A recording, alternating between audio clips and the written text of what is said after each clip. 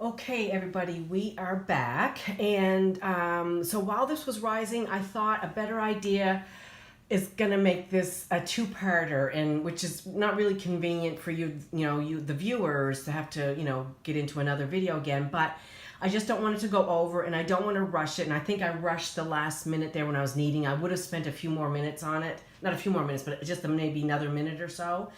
So unfortunately, it's going to be a two-parter. Sorry about that, but me and my 15 minutes, and that's how it goes. Okay, so now, originally it said the first rise should be, what did it say, an hour to an hour and a half, and it should double. And I had some clothes in the dryer at the time, so I put it in the little laundry room, and it rose really fast. So it's been like 55 minutes, and as you can see, it's a beautiful sight. Oh, that looks so divine. And you should smell it. I mean, if you're into smells, it's yummy. It's quite yummy. Okay, so it needs to be punched down again, and then we're going to form it into loaves, and then we're going to, it'll rise, the second rise. So we're going to put a little flour down again. And are we seeing this? Let's come back a little bit. Okay, all right. So then we're just gonna tip it out, and it should come out pretty easily because the bowl was greased. Hello, mama. Oh, God, it smells so good, you guys. I don't know if everybody feels the same way about homemade bread, but it's a damn good smell. That's all I can say. All right, so we're gonna put a little more flour on here, and just kind of punch it down, get the air out, give it a few kneads, like this, or however you like to do your kneading. Knead and turn, more flour. Whenever we would go home to my grandmother's house in Guys Row, Nova Scotia, of course, I would always ask, do you have any homemade bread? And the other thing my grandmother made really well was homemade cake donuts, and oh my God, were they good. And they were just like old-fashioned cake donuts, which is still my favorite donut today. I don't care for raised donuts. I like the old-fashioned donuts. And she would put just a hint of nutmeg in the donuts, and then she would fry them, and they'd be like, oh, greasy with, oh my God, so good. My cousin from Quebec, Montreal, would love them as well. Okay, and and my grandmother was a good baker, and my mother's a good baker as well. Oh, there's a little something stuck there. And so I have a lot of the recipes, like for biscuits, and my grandmother made really good cinnamon rolls. I have that recipe. And when she died, I asked my mother, where's her cookbook with all her handwritten recipes in it? And of course, nobody thought it was important. It was just a cookbook, but I would now, I'd given my right arm for that cookbook, but anyway, it's not there. But I do have a lot of her recipes that Mom had, so I got them from Mom, handed down that way. Okay, so it's all punched down, and we're just gonna cut it basically in half. If you're totally anal retentive or OCD, you could weigh it. I'm not going to. So we're going to set one to the side, and then, some people make loaves different ways. Single loaf. I come from not enough flour there. I come from a double bun family. So I'm going to cut this again in two. Get it all floured up there so it's not so sticky. Okay. Hope nobody on the Food Network is watching this, because this is just home style cooking, baking, nothing fancy about it. Okay, so now we've got our two loaves. I'm gonna more flour again. You don't want it to stick. And we're just gonna make two little buns for each side of the loaf. And so I have two loaf pans already greased and ready to go. This is a nice soft dough, and let me see if I can bring you in here. Do you see that? Where are we at? Okay.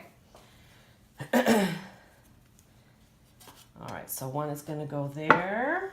Put some more flour in there. Just give it a few turns.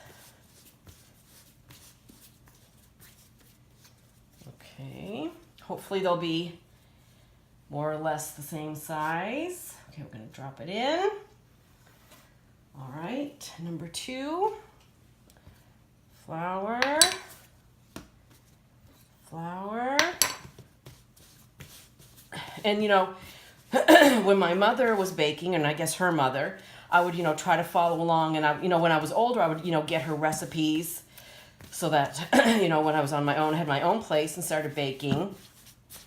And so she would tell me recipes and I'd be writing it down or whatever, or copying her recipe. And then she would say, but if it's raining, you got to do this. But if it's too warm, that's, you need to add a little bit more. It's like, well, how do you know how much more? Well, you just know. It's like, that really doesn't help me, Mom. But anyhow, I guess kind of figure it out as you go along. Those old recipes, the ladies didn't have really any recipes because their mother taught them and their mother taught them. And that's how it goes. Okay, so number 2 loaf here.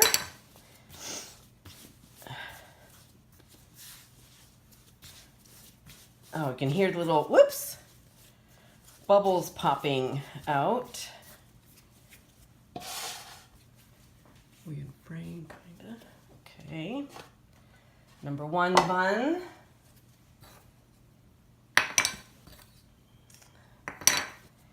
And my grandfather, my mother's father, who, I'm talking about, this is that grandmother, he he loved homemade biscuits with molasses on them. And so there was always, and homemade bread with molasses too. So there was always like a plastic squeeze bottle with, what was the name of the molasses company? What was the name of that molasses company? It was like a Nova Scotia molasses company. I can't remember now. I don't know. Anyway, he loved his molasses. Okay, so there we go. So that is going to rise again and I have it's easy peasy recipes, like 1 paragraph. Cover with towel again and set back in that warm place to rise again at least 45 minutes or so. So I'm going to let this rise for 45 minutes. And then it needs to go into a 350 degree oven. So for the last 10 or 15 minutes, I guess 10 minutes, I'm going to turn the oven on to 350 so it will be ready to go when the rise is done. So I will see you back here in 45 minutes. Bye. Hey everybody, welcome back. So it's been 45 minutes that the bread has been rising again, and it says the bread should have risen at least as far as the top of the pan, which it has. Ta-da! Okay, so now it's going to go in the oven. Let's see, bake in a preheated 350 oven for 40 minutes. She used a convection oven and 32 minutes was good. And so then after 40 minutes, we're going to take it out of the pans and allow it to cool. So I will be back after the bread has baked and cooled. You don't want to mess it up too much. Just put it gently in there. Night, night, babies. I'll see you later. So I'm going to clean up that little mess there, and I'll see you back a little bit later. Bye. Hey everybody, welcome back. The bread is out of the oven. It's been cooling for about 30 minutes, so we're going to cut into it here and see what happens. Let me push this out of the way, and I have a cutting board here. Make sure you can see. Actually, see if I can get a little closer. Okay.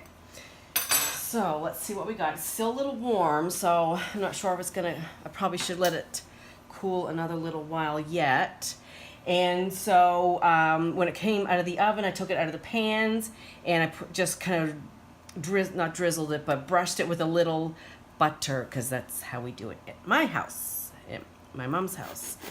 So we're gonna cut. It's very soft. Oh yeah, look at that.